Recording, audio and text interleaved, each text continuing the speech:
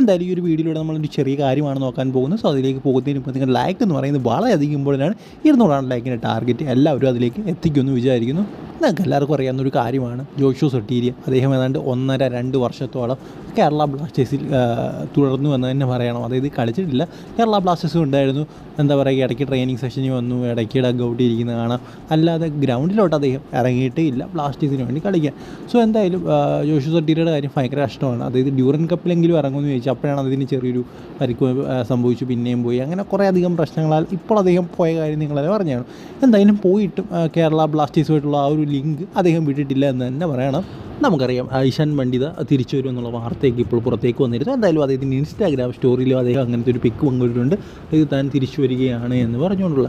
എന്തായാലും അതിന് നമ്മുടെ ജോഷു സൊട്ടീരിയ ഒരു കമൻറ്റ് എത്തിയിട്ടുണ്ട്. ആ ഒരു കമൻറ്റ് എന്ന് പറയുന്നത് മൈ ബോയ് ഈസ് ബാക്ക് എന്നാണ്. സോ നമുക്കറിയാം രണ്ടുപേരും ഒരു ഫോർവേഡ് ടൈപ്പ് ഓഫ് പ്ലേയേഴ്സാണ്.